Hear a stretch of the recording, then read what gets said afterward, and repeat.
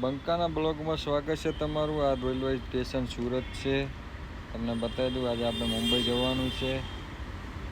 આ સુરતની ટ્રાફિક જો કેવડી છે। સવારમાં બહુ ખતરનાક ટ્રાફિક છે સુરતની રેલવે સ્ટેશનની। આ આપણે પહોંચી ગયા મુંબઈ। મુંબઈનો નજારો કાંક એવો હતો। આપણે પહેલી વાર ગયા હતા। રાજુ કાકા જોડે વાત કરતા હતા। બે જણા મોજ કરતા કરતા જતા હતા। પછી આવી ગયા બહાર। જોઈ બહુ બધી મોટી બિલ્ડિંગ બતાવું તમને। આ બહુ મોટી બિલ્ડિંગ છે। આ બધું બહારનો નજારો છે રેલવે સ્ટેશન બહારનો મુંબઈનો। હું રાજુ કાકો બંને જતા હતા। આપણે કરવાની આજ મુંબઈની માર્કેટિંગ। કેવું રહેશે મુંબઈ તમને પણ બતાવી દઉં। હારે હારે જોતા રહેજો અને મારો બ્લોગ કેવો લાગે કહેતા રહેજો કોમેન્ટમાં। આપણે મુંબઈનું માર્કેટ છે, તમને પણ બતાવી દઉં।